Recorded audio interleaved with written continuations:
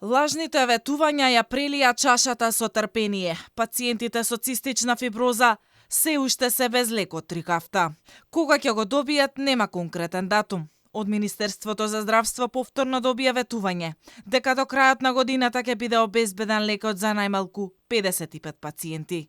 Болните цели 7 месеци молат за лекот, а јавноста слуша дека се потребни измени на закони, буџет, протоколи и листи, но ништо од тоа не го донесе трикафта во рацете на болните.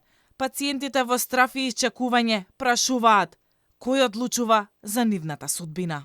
Сега не ни дадоа точни, ако ни инсистиравме на точна бројка, нели, за да може да се чувствуваме малку посигурни, со оглед на тоа што ни кажаа дека ако добијат подобра цена во самите преговори, дека бројката може да биде и повисока. Статусот останува ќе? Да, моментално остануваме на истата ситуација на која што сме во последните 7 месеци. Ако се одлучи колективно дека најдобриот начин е да се оди со протест, ќе се оди со протест на кој што јавно ќе бидат кажани сите барања. Од кабинетот на Фатмир Меджити се правдаат дека Министерството ги направило сите процедури за набавка на лекот и сега се било во рацете на Бирото за јавни набавки.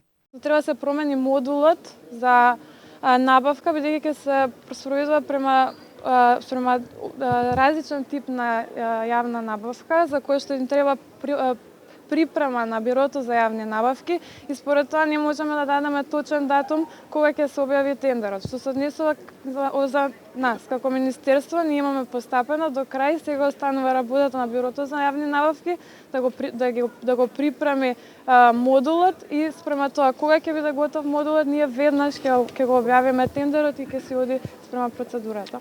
Инаку битката за трикафта трае со години, но лекот во Македонија првпат стигна во март, и тоа за мал број на пациенти, откако претходно почина 45 годишниот Благој Чилиевски, кој не го дочека лекот.